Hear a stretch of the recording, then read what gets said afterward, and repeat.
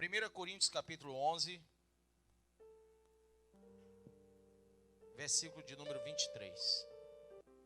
Glória a Deus. Posso ler? Versículo 23. Porque eu recebi do Senhor que também vos entreguei, que o Senhor Jesus, na noite que foi traído, tomou o pão e, tendo dado graças, o partiu e disse: isto é o meu corpo que é dado por vós, fazei isso em memória de mim. Por semelhante modo, depois de haver ceado, tomou também o cálice, dizendo: esse cálice é a nova aliança no meu sangue. Fazei isso todas as vezes que beberdes em memória de mim. Porque todas as vezes que comerdes esse pão e beberdes esse cálice, anunciais a morte do Senhor, até que ele, grife isso aí, todas as vezes que comerdes esse pão e beberdes esse cálice, anunciais a morte do Senhor. Escreva do lado: sacrifício vicário, até que ele venha. Sacrifício de substituição. Amém, irmãos? Quando é que ele vem? Quem sabe? Então você tem que continuar anunciando, né? Nós vamos fazer a entrega do pão e do suco da uva até o dia da volta do Senhor. Por isso, aquele que comeu o pão ou bebeu o cálice do Senhor indignamente, coloque em pecado, será réu do corpo e do sangue do Senhor. Examine-se, pois, o homem a si mesmo, e assim coma do pão e beba do... Pois quem come e bebe sem discernir o corpo, coloque do lado conhecimento de Deus e do sacrifício de Jesus, come e bebe juízo para si. Eis a razão porque há entre vós muitos fracos e doentes, e não poucos que dormem. Amém? Põe a mão sobre a Bíblia e diga: Pai, fala ao meu coração e me ensina a tua palavra, em nome e para a glória de Jesus. Diga amém. Pode assentar-se. Irmãos, há uma doutrina, uma palavra chamada, diga, armatiologia. Diga de novo bem alto. Diga, doutrina que estuda o pecado e as suas consequências. Essa é a área da teologia que estuda o pecado e as consequências do pecado. Então, a palavra armátia no grego, diga, no grego é transgressão, pecado ou desvio. Ainda há um quarto sentido que é apostasia, afastamento. E logia, estudo ou doutrina. Amém? Quando nós transgredimos a lei do Senhor no Antigo Testamento, falávamos então do pecado da lei. Mas existe a transgressão no período que nós estamos vivendo, que é a transgressão da graça.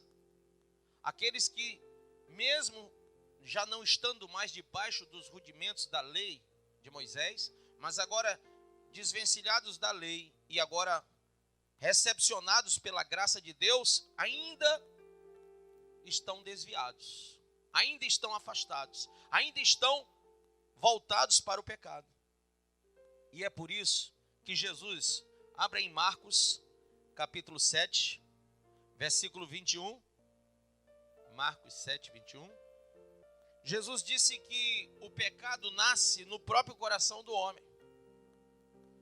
Ele disse: pois é do interior do coração dos homens que procedem os maus pensamentos, as prostituições, que mais?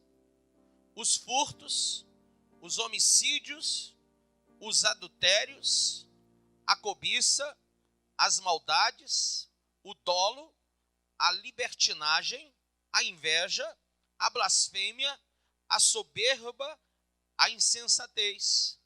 Todas estas más coisas procedem de dentro e contaminam o homem. Quem disse isso? Diga, Jesus. Olha o que Paulo fala sobre o pecado. Abre em Romanos 5.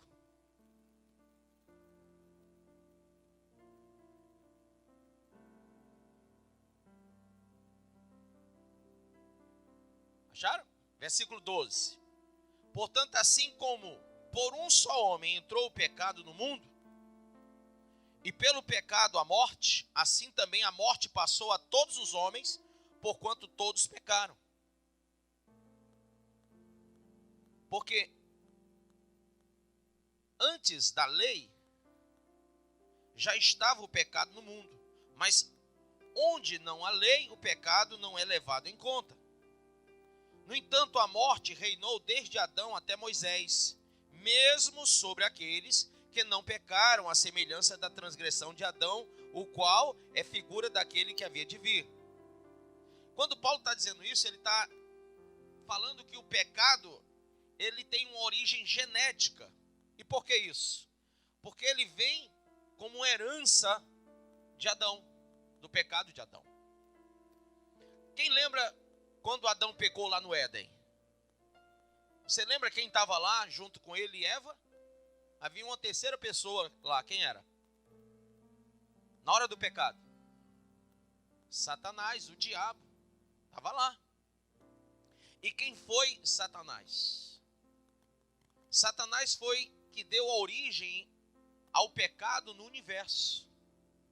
Porque o primeiro pecado nasce quando lá no céu Deus criou os anjos. Anjos, arcanjos, querubins, serafins.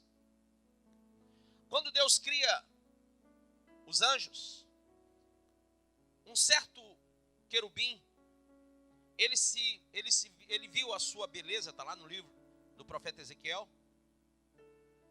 E ele, ao ver-se, ele olhou para Deus e ele ambicionou ser como Deus.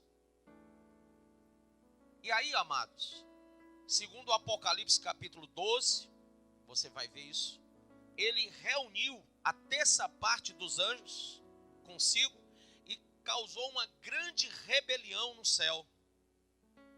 Então, o primeiro desvio moral foi o de Lúcifer, esse querubim. Ele deu origem ao pecado no universo. No mundo foi Adão, no universo foi ele. E é interessante que quando a gente vai percebendo toda essa artimanha infernal lá no Éden, nós percebemos que há uma coisa por trás disso. Por que que o diabo foi lá derrubar, fazer Adão e Eva transgredir? Tudo que Deus disse para eles foi: não coma de toda árvore, não coma desta árvore. Mas Satanás chega invertendo as palavras de Deus e persuadindo a Eva e posteriormente Adão a queda.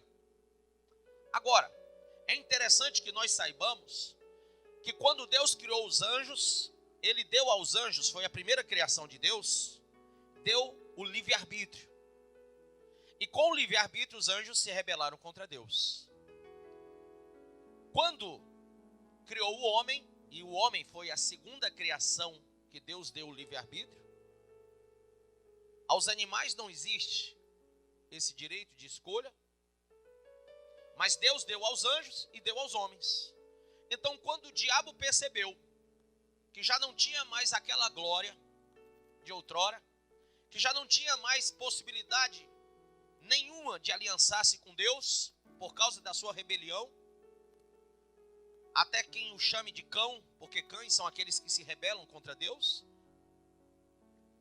Então, ele viu na segunda criação, que somos nós, a mesma característica que Deus havia dado aos anjos.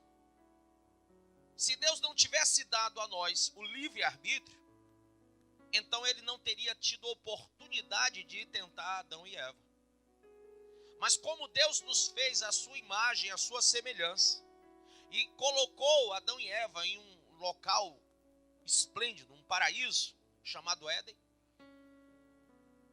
Lúcifer se encheu de inveja da raça humana, da segunda criação. E o que é que ele faz com isso?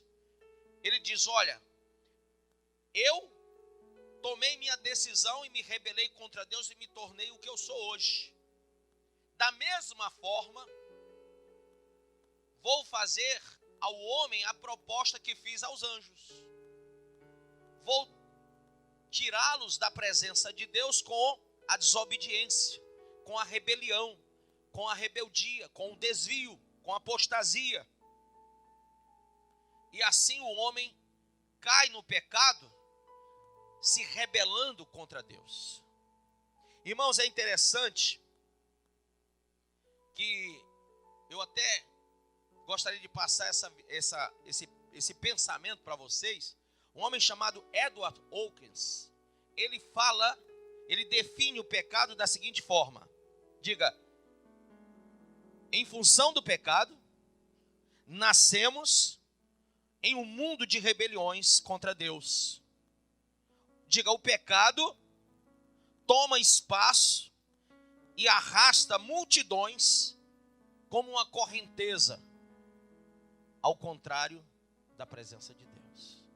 Este mesmo homem diz que a natureza pecaminosa é uma inclinação negativa. A natureza pecaminosa é uma inclinação negativa que nós herdamos de Adão e que nos leva à prática da má orientação contra Deus.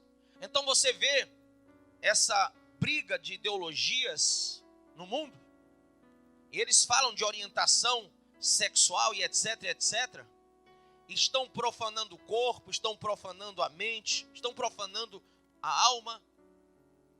Porque essa má orientação, já um dia falada até pelo irmão de Moisés, Arão, quando ele foi conduzido à prática da desobediência também, quando o povo leva a ele a proposta de criar um bezerro de ouro, ele diz a Moisés: tu sabe que este povo tem inclinação para o mal.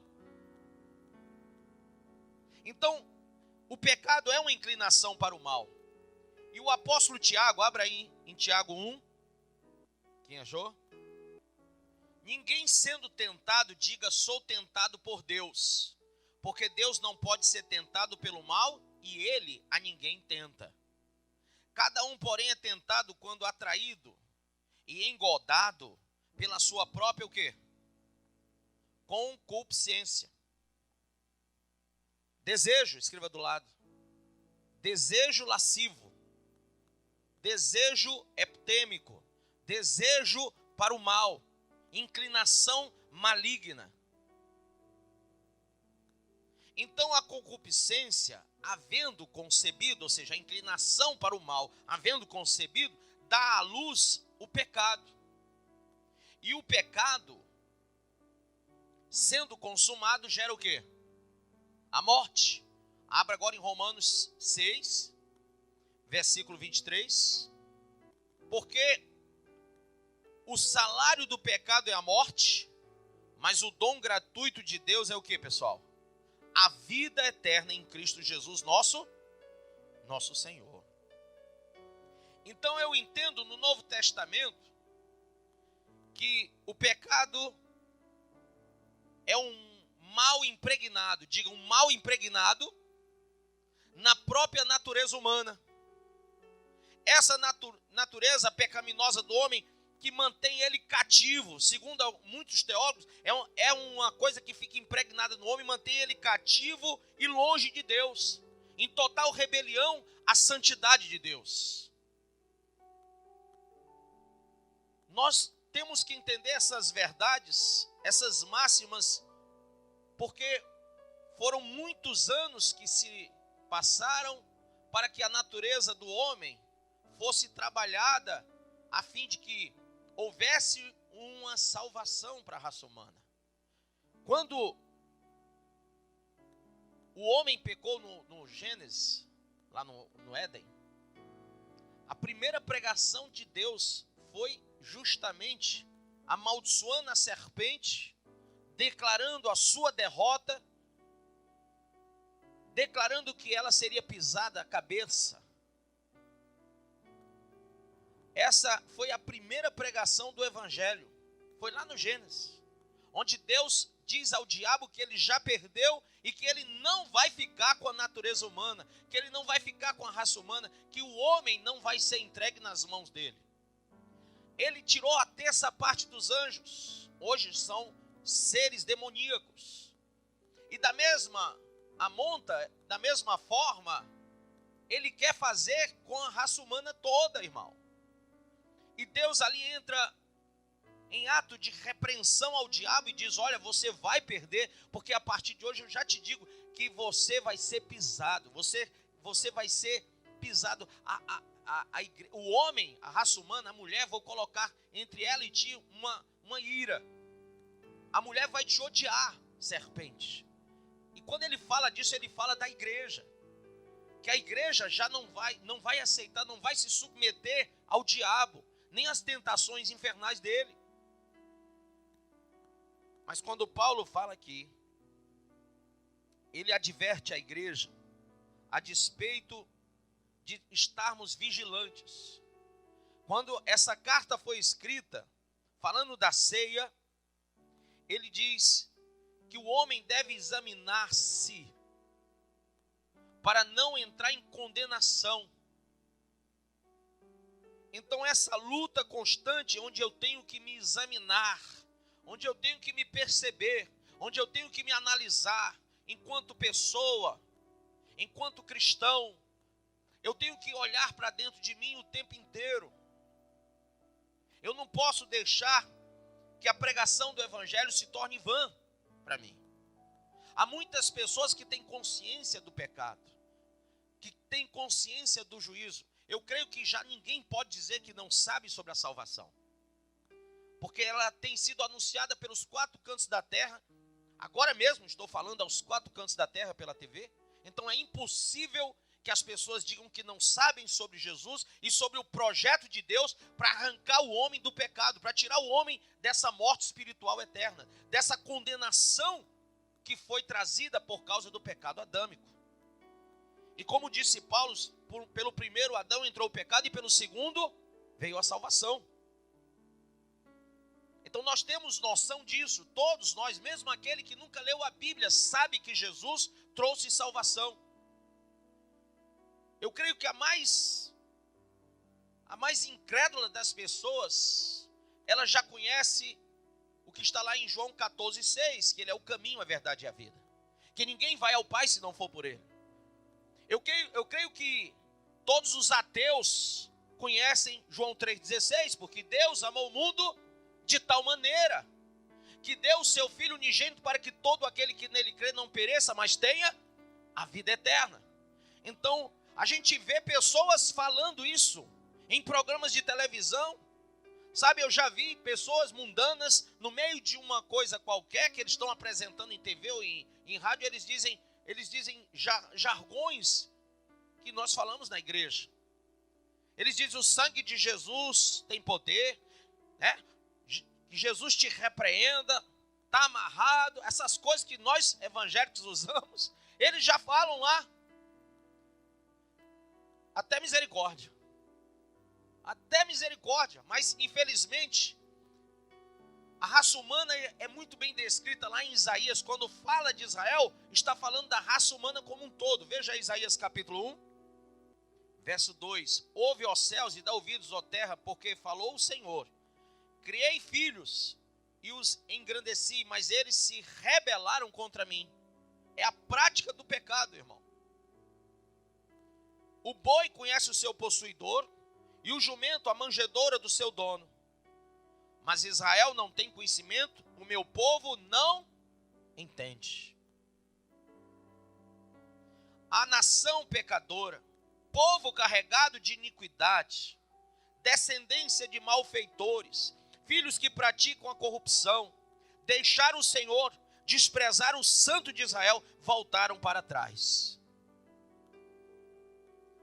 Vai para o versículo de número 16. Lavai-vos, purificai-vos, tirai de diante dos meus olhos a maldade dos vossos atos. Cessai de fazer o mal. Isaías está falando aqui de uma purificação, de uma limpeza. E eu creio que Isaías já está abandonando alguns preceitos da lei, já porque ele percebe, e você vai ver, que o próprio Deus condena as festas, as práticas judaicas, já não tem mais prazer em nada daquilo, porque aquilo não estava trazendo retidão aos homens.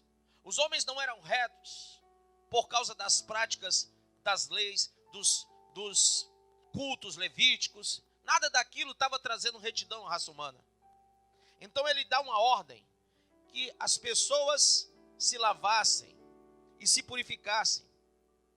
Verso 18: vinde, pois, e arrazoemos, diz o Senhor, ainda que os vossos pecados são como a escarlata, eles se tornarão brancos como a neve, ainda que são vermelhos como o carmesim, tornar-se-ão como a lã. Se quiserdes e me ouvirdes, comereis o bem desta terra. Mas se recusardes e fordes rebeldes, sereis devorados à espada, pois a boca do Senhor disse. Então ele está falando sobre o homem, a raça humana, o pecado. Irmãos, e diante de todos esses anúncios, as pessoas ainda estão desviadas do propósito de Deus. Deus criou a segunda criação, que foi a raça humana, para andar com ele. Olha, quando Deus criou os anjos, ele teve prazer no que fez, mas os anjos se rebelaram em uma terça parte. Aquilo trouxe para Deus uma chateação. Deus não estava agradado com aquilo. Deus ficou amargurado com aquilo. Então, quando ele cria a raça humana, ele gera nele um prazer e uma expectativa de que este homem viva com ele. Mas ele dá a este homem a capacidade de pensar e de decidir, de definir coisas. E foi nesse preâmbulo aí que o diabo entra e diz: vou derrubar. Sabe o que quer dizer um crente salvo? É aquele que abre mão, usando o poder da decisão, abre mão de decidir. Vou te explicar melhor. Você tem o livre-arbítrio, mas no momento que você quer a salvação, quem quer a salvação? Você vai abrir mão decidindo. Você tem o poder de decidir o que você quer agora. Mas uma vez decidido, uma vez que você define com Deus o caminho, a verdade e a vida, no momento que você vai ao advogado e diz: olha, eu quero ser livre, eu não quero viver na eternidade com o diabo e seus demônios, eu não quero ir para o inferno, mas eu quero sim viver a eternidade com Deus. Nessa hora, nós temos que perder o poder da decisão. Paulo fala muito bem isso em Romanos 7, quando ele fala da natureza pecaminosa, que ele tinha que enfrentar todos os dias. Quando ele diz: olha, o que eu faço, eu não quero fazer. Há uma força, há uma natureza de pecado em mim, que milita contra mim. E ele vai falar do pecado como algo que o afronta, o avilta. E ele diz: apesar de eu ter o Espírito de Deus, a natureza espiritual, mas ainda tenho também a natureza carnal, que toda hora me confronta, que toda hora é um combate. Mas graças a Deus, porque ele, quando fala sobre si mesmo, e se define atingido pela força do pecado, muitas vezes triste, angustiado por causa da luta constante. Verso 21 do 7, ele diz: então o querer fazer o bem, encontro a lei de que o mal reside em mim. Ele está declarando: eu sei que o pecado reside em mim. Eu sei que eu tenho uma tendência para o mal. Eu sei que eu tenho uma volição, um desejo para o mal. Irmão, nenhum aqui não tem isso. Todos temos uma volição para o pecado, um desejo para o pecado. Mas ele diz assim: mas vejo nos meus membros outra lei, que guerreando contra a lei da minha mente, me faz prisioneiro da lei do pecado que está nos meus membros. Desventurado homem que sou. Em outra tradução diz: desgraçado homem que sou. Quem me livrará do corpo desta morte? Graças a Deus por Jesus Cristo nosso Senhor, de maneira que eu, de mim mesmo, com a mente, sou escravo da lei de Deus, mas segundo a carne, da lei do pecado. Ele diz: olha, na mente eu estou ligado com Deus, mas na carne eu estou na lei do pecado. E aí na carta, no capítulo 8, verso 1, ele diz: Agora, pois, diga, agora, pois, já nenhuma condenação há para os que estão em Cristo Jesus, porque a lei do Espírito da vida, em Cristo Jesus, te livrou da lei do pecado e da morte. Então, através de Cristo, uma nova lei passa a vigorar em nós. Nós estamos livres da lei do pecado e da morte através da lei do Espírito da vida. Porquanto que fora impossível a lei, no que estava enferma pela carne, isso fez Deus, enviando o seu próprio Filho em semelhança da carne, pecaminosa, e no tocante ao pecado, e com efeito condenou Deus na carne o pecado, a fim de que o preceito da lei se cumprisse em nós, que não andamos segundo a carne, mas segundo o Espírito. Porque os que se inclinam para a carne cogitam as coisas da carne, mas os que se inclinam para o Espírito, das coisas do Espírito. Irmão, tudo é uma questão de vocação espiritual. Tudo é uma questão de decisão. Então, quando eu digo, Senhor, decidi, defini, está definido, está decidido, não quero mais ter que decidir de novo isso. Isso para mim é caso pensado e resolvido. Eu quero ir para o céu, eu quero ir para a glória, eu não quero viver no pecado.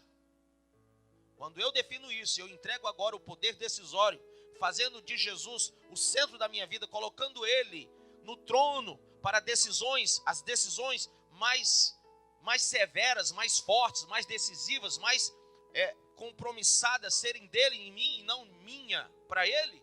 Porque há um grande erro aí, quando as pessoas dizem assim, olha, eu tenho que tomar decisões, eu tenho que ter compromisso. Sim, você tem que ter. Mas primeiramente, para que você possa vencer a lei do pecado, você vai ter que colocar ou ajustar a sua vida espiritual de forma que Jesus esteja com o poder da decisão. Que a Ele seja dado o cetro da decisão. Que esse livre-arbítrio que nós recebemos e por causa dele Satanás se utiliza lá em Adão para derrubar a raça humana, agora nós possamos decidir com o livre-arbítrio a nossa volta para Deus, a nossa libertação do pecado, e daí por diante que Ele e não nós viva. Paulo vai dizendo isso e diz, veja aí no verso 6, porque o pendor da carne dá para a morte, mas o do Espírito para a vida e paz.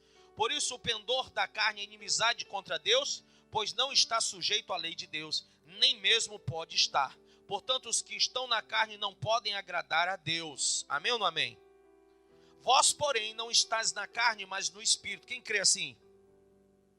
Se de fato o Espírito de Deus habita em vós, quem é templo e morada do Espírito, já agora tem que dizer, ando no Espírito. Estou no Espírito. E se alguém não tem o Espírito de Cristo, esse tal não é dele. Se porém Cristo está em vós, ele está usando o termo, o se, que é uma condição.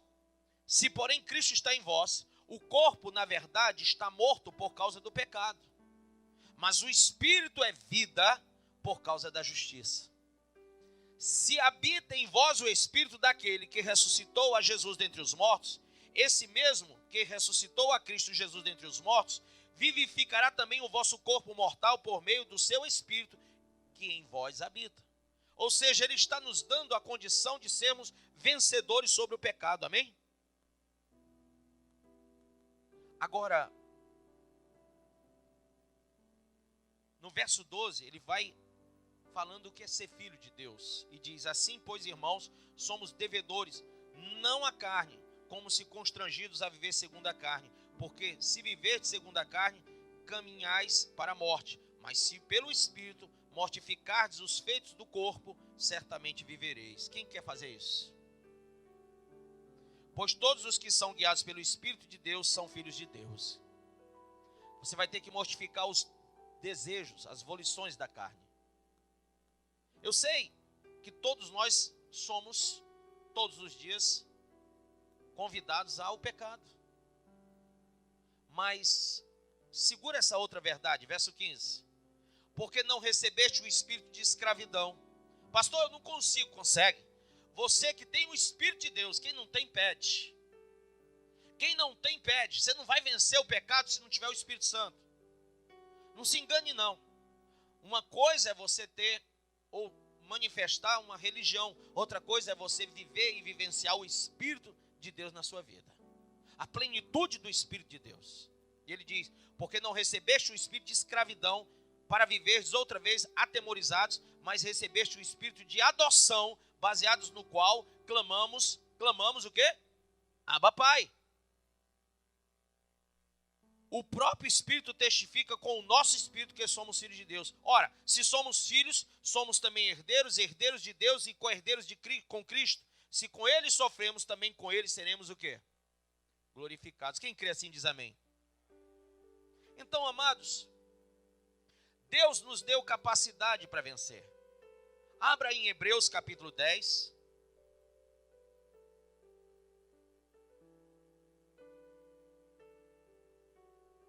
Olha que coisa linda aqui.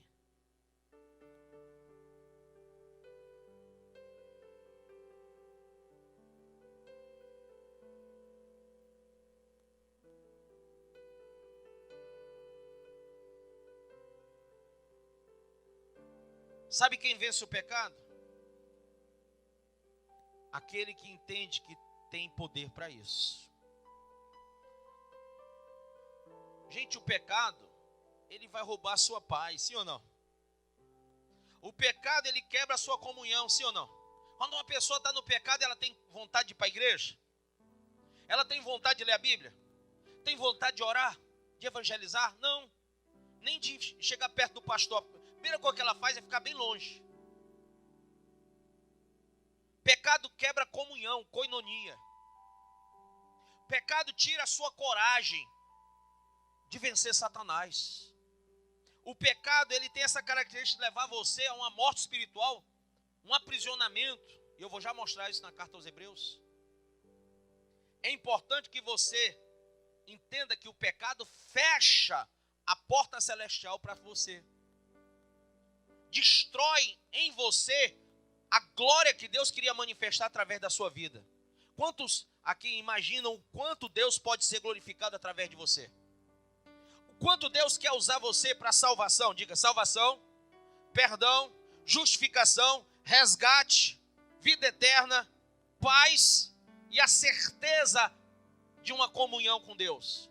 Deus quer te usar para que você seja adornado de tudo isso e leve as pessoas a tudo isso. Mas, pastor, o que está acontecendo comigo? Abra aí na carta aos Hebreus 10, verso 19. Você tem que ser usado para vencer o pecado. Tendo, pois, irmãos, ousadia para entrarmos aonde? No santíssimo lugar. Pelo sangue de Jesus. Irmão, se você não tiver ousadia, se você ficar naquele bem me quer, mal me quer, bem me quer, mal me quer, você não vai vencer. A primeira coisa, você tem que crer na graça de Deus. Você não merece, mas Deus te deu a autoridade, poder, unção de ser ministro do Evangelho, de curar, libertar e ressuscitar mortos. Ele te deu e te chamou sacerdócio e reino santo. Então você vai ter que ser ousado agora. E não dá ouvidos ao tentador, ao diabo.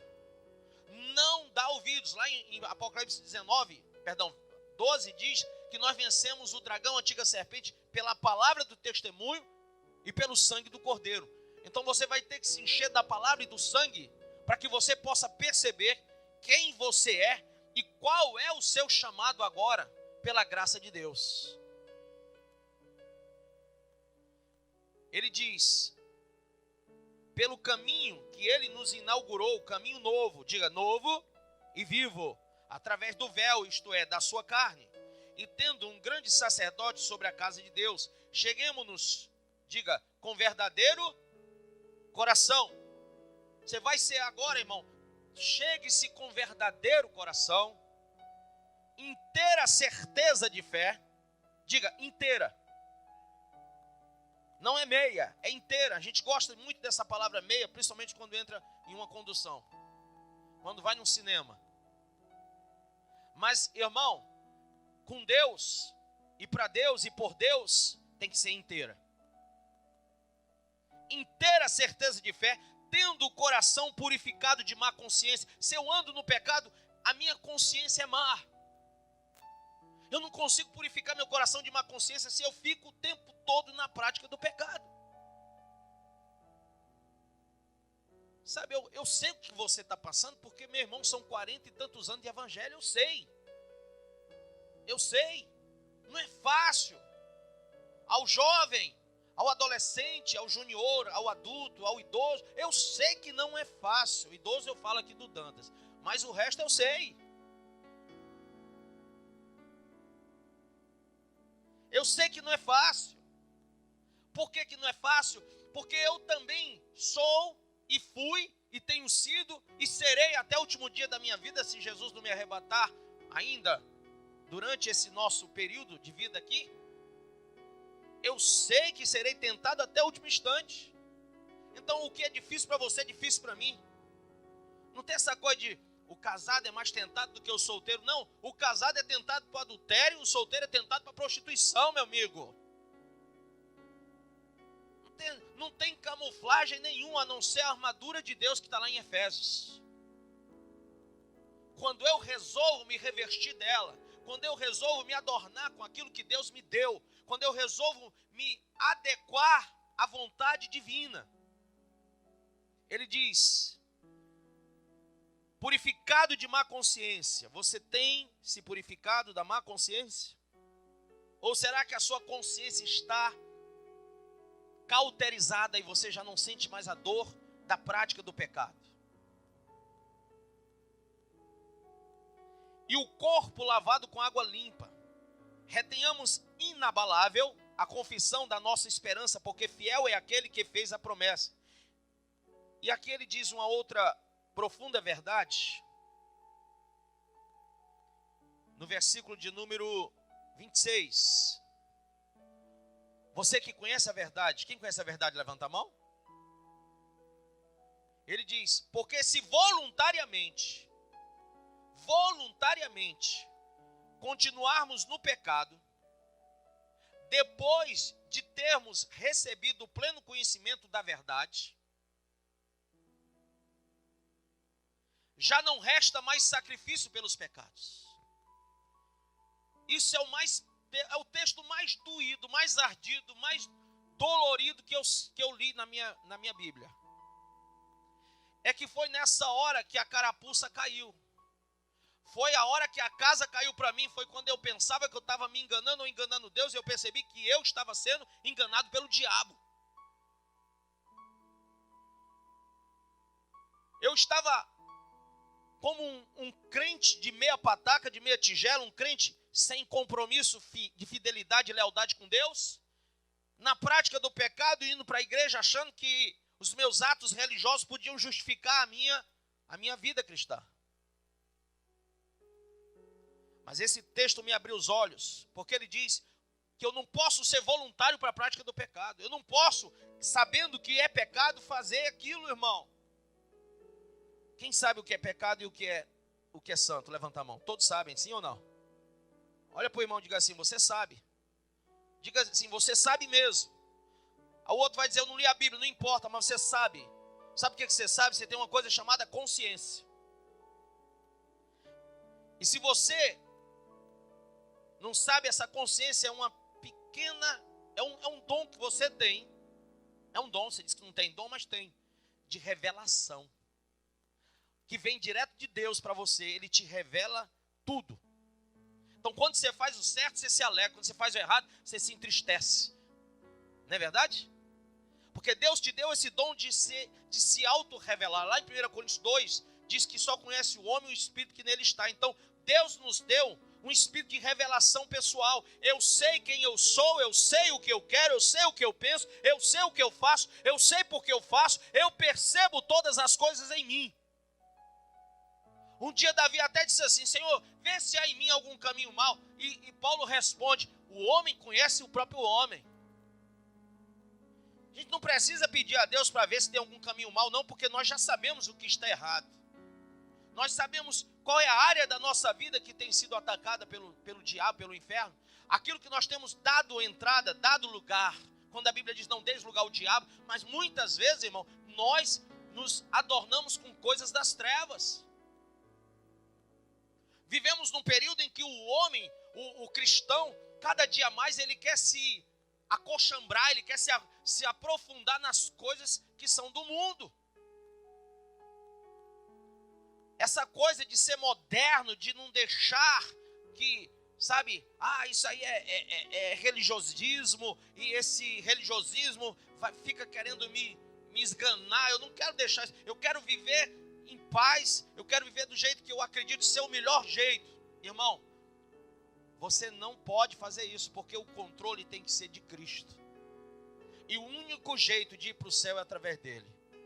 E eu vou ter que perceber a minha necessidade de parar de pensar como eu e pensar como Cristo. Porque se voluntariamente continuamos no pecado depois de termos recebido o pleno conhecimento da verdade, já não resta mais sacrifício pelos pecados, mas uma expectação horrível de quê, pessoal? Juízo e um ardor de fogo que há de devorar os adversários. Havendo alguém rejeitado a lei de Moisés, morre sem misericórdia pela palavra de 2 ou 3 testemunhas. De quanto maior castigo cuidais vós, será julgado, merecedor, aquele que pisar o Filho de Deus e tiver por profano o sangue do pacto com que foi santificado e ultrajar o Espírito da graça. Quem está entendendo o que está sendo dito? Na época de Moisés, o povo sabia que se fizesse algo errado, eles iam pagar. Era olho por olho, dente por dente. O legalismo de Talião estava lá, inserido na lei mosaica. Eles sabiam, é tanto que quando Jesus estava aqui na terra, levaram uma mulher adúltera até ele, mostrando aquela mulher adúltera, fizeram com que ele decidisse o fim dela. Porque disseram, olha, a lei diz que essa mulher adúltera tem que ser apedrejada, e vós o que dizeis? Jesus disse, aquele que não tem pecado que atire a primeira pedra, e naquela hora ninguém jogou pedra, porque todos tinham conhecimento que eram pecadores, e aqueles homens eram religiosos, eram prosélitos, dentre eles tinham fariseus, saduceus, haviam homens de religiões, e sabe, aqueles caras que eram mesmo xiita no negócio, era aquele cara mesmo duro na religião, duro na lei. Mas quando Jesus fala do pecado, ele soqueia o coração daqueles homens, eles jogam pedra no chão e dizem, não, eu sei que eu sou pecador.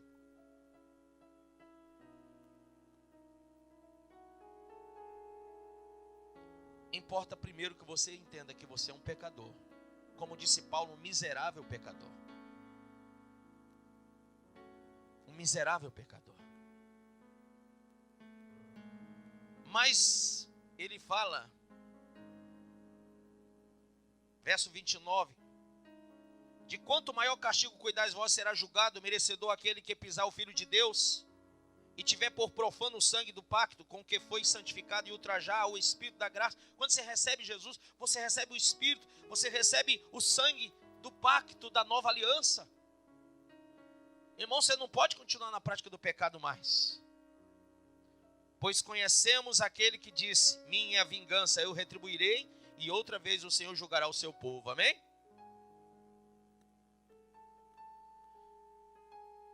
Você tem que se tornar um filho de Deus, porque para os filhos de Deus não há mais acusação, não há mais condenação, não há mais separação de Deus, não há mais intimidação do diabo. Quem é filho de Deus já vive em outra dimensão, a dimensão do Espírito, amém? Nós vivemos nesse mundo, mas não estamos mais partilhando das coisas dele. E eu queria, por fim, que você abrisse comigo ainda no versículo 30. Perdão.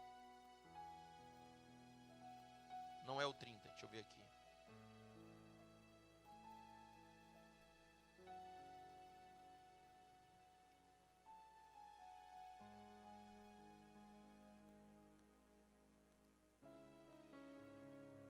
É o 31, vamos aqui. Ele diz, horrenda coisa é cair nas mãos do Deus vivo. E ele diz no 32, lembrai-vos, porém, dos dias passados, em que depois de seres iluminados, suportastes grandes combates de aflições. Pois por um lado fostes feitos espetáculo, tanto por vitupérios como por tribulações, e por outro vos tornaste companheiros dos que assim foram tratados. Então, ele está chamando a igreja a assemelhar-se uns aos outros, olhando para o vitupério, o sofrimento, mas olhando também para a semelhança daquele que é Cristo, que foi até a cruz, que foi descrito pelo profeta Isaías no capítulo de número 53, amém? Então nós temos um chamado. Diga para o seu irmão, nós temos um chamado. Diga, o chamado é grande, é maior para aqueles que percebem ele. Por fim, veja, Romanos 6,12 diz: não reine, portanto, o pecado em vosso corpo mortal, para lhe obedecerdes em suas concupiscências. Não reine, pois, o pecado em vosso corpo mortal. A maior parte das pessoas que caem vivem assim. E eu queria revelar a você a última coisa sobre Paulo, quando ele diz em 1 Coríntios 15,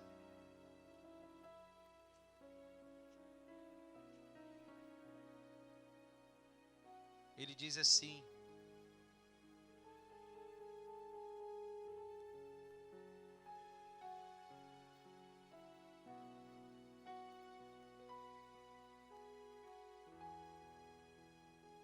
posso ler?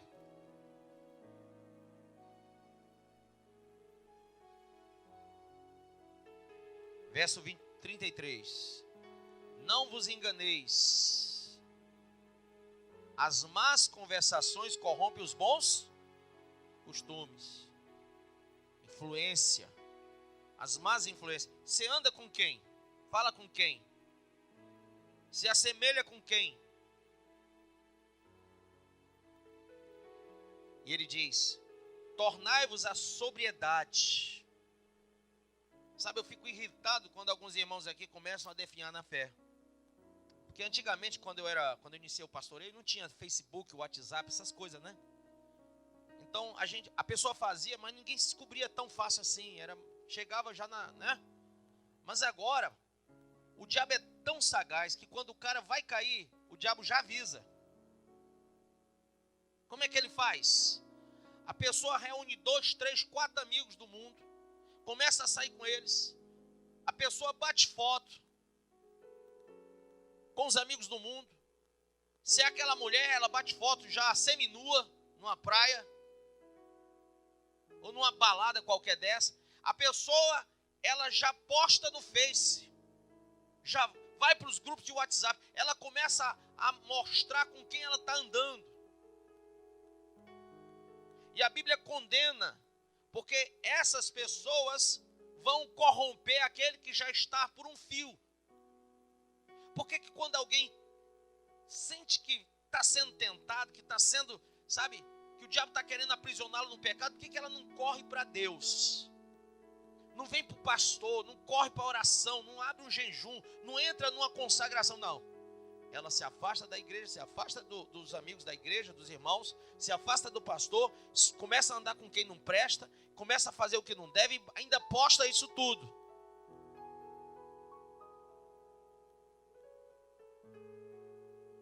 Versículo de número 34. Tornai-vos a sobriedade, como é justo, e não pequeis, seja sóbrio. O pecado é como uma bebida alcoólica, deixa você fora de si. Não é verdade? Não é? Mas depois que você peca, vem a ressaca moral. Não vem? E a ressaca moral é triste. Porque ela vem junto com problemas conjugais, com problemas emocionais, com problemas financeiros, com problemas de todas as áreas. Porque você abriu uma porta para o inferno entrar, matar, roubar e destruir você. Aí depois você chega para o pastor, pastor, ora aqui, pastor, ora aqui, ora aqui. Não adianta. Não é a minha mão que vai mudar você, é o seu coração convertido a Deus. Não tem óleo que resolva desobediência de crente. Não tem nada que mude o final de quem está vivendo na impiedade, no descaminho, no desvaneio. Não tem como resolver o seu problema infernal. Sabe, irmão, enquanto você viver essa visão luciférica na sua vida, de ser rebelde, de ser teimoso, de não querer ouvir a verdade, de não querer receber a sã doutrina, de não querer assimilar o que é bom, o que é santo e o que é agradável a Deus, e não fazer da sua vida um culto racional ao Senhor, você não vai ter o espírito da promessa para poder livrar você da lei do pecado. O Espírito Santo não habita em vasos impuros. Então, eu fico assim, sabe, transtornado quando geralmente o povo chega, pastor, ora aqui, pastor, ora aqui, pastor, ora aqui, pastor. E eu fico pensando, meu Deus, já orei tanto por essa pessoa, eu oro em casa por ela, será que o Senhor não está me ouvindo? Será que Deus é surdo? E a verdade seja dita que Deus não vai comprar uma briga que você mesmo não quer.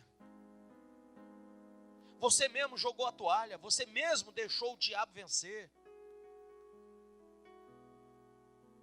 Irmão, ele já te deu o melhor dele, que foi o Filho na cruz. É insuportável para Deus, e é motivo de condenação para a raça humana, que o homem, depois de Cristo, ainda queira se assemelhar ao diabo, sendo rebelde. Mas tem um bocado de cãozinho nas igrejas. Um tempo desse, o diabo estava botando quente na juventude, e as moças eram chamadas, sabe de quê? Cachorras. Tinha a música das cachorras. Cães são os rebeldes. E a raça humana em rebeldia faz e acontece, irmão. É droga, é prostituição, é impureza, lascívia, é feitiçaria, idolatria, é tudo. O povo sai atropelando a Bíblia, pastor, igreja, tudo. E quando vem a conta, quando vem as consequências do pecado, que é a morte espiritual, a morte física, quando vem as doenças, quando vem as derrotas, quando vem os problemas, quando você se encontra em uma situação insuportável, que você quer tirar a própria vida, quando vem tudo isso, você ainda quer culpar a igreja, o pastor e Deus.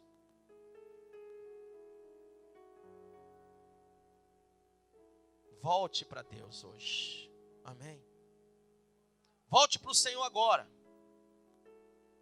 Deus pode te livrar de tudo isso. Ele está dizendo, tornai-vos a sobriedade, como é justo, e não pequeis. Diga para o seu irmão, torne a sobriedade, não pequeis. Porque alguns ainda não têm conhecimento de Deus, isto digo para vergonha vossa.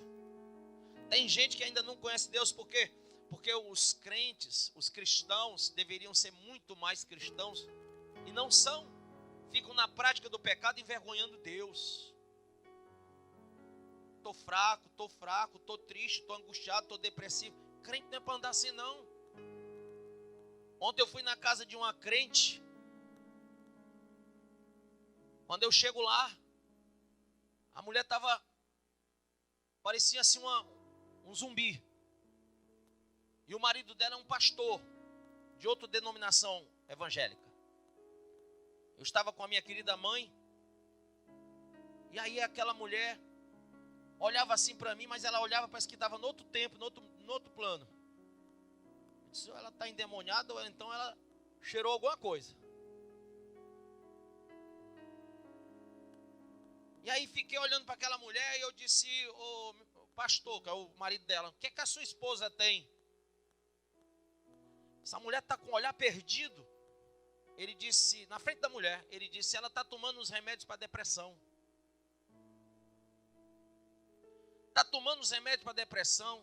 E agora o doutor aumentou, foi mais forte agora a dosagem. E é por isso que ela está assim, engordou. A mulher estava inchada. Eu disse, o senhor está fazendo o quê, pastor? Não, eu estou dando os remédios na hora certa. Eu olhei para a cara dele e disse, pastor, o senhor está ajudando Satanás a matar sua esposa. É que tem cara que a gente chama de pastor só por uma questão de favor. Porque quem é pastor, pastoreia a sua própria casa. Tem visão do seu próprio lar. Como que pode entregar a esposa à depressão, irmão?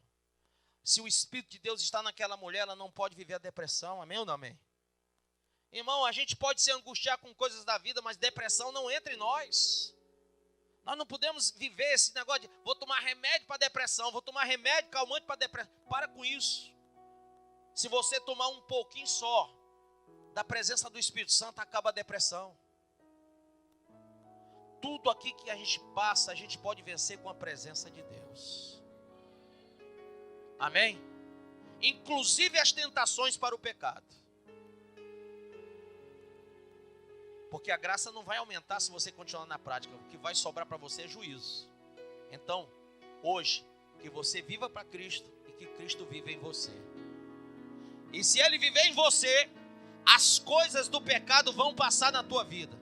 E você vai contar coisa nova, de gente renovada, de gente transladada das trevas para a luz, de gente que agora vê a glória, de gente que é capaz de ver o caminho novo, de ver a verdade, de viver uma vida eterna com Deus ainda aqui na terra, de gente que pode espelhar a glória de Deus, de gente que pode andar lado a lado com o Senhor aqui ainda, que pode envergonhar o diabo, Lúcifer, que tirou você da presença de Deus, tirou você da oração, tirou você da obra, tirou você do seu chamado, tirou você de tudo aquilo que Deus havia destinado a você, tirou porque você deu lugar.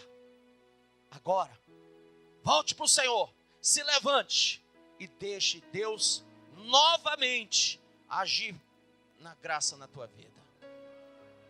Se Deus é por nós, quem? Você acabou de ouvir essa poderosa ministração da palavra de Deus. Eu creio que sua vida foi abençoada. Eu quero que você ore comigo, profetizando sobre a sua vida a salvação que vem de Cristo Jesus. Ore conosco. Deus Pai, em nome de Jesus, nós te agradecemos por esta palavra. E que o Senhor possa abençoar a vida de cada um que nos viu, que nos ouviu nesse dia. Deus Pai, em nome de Jesus, que esta pessoa esteja agora entregando a sua vida, recebendo a salvação que vem do Senhor.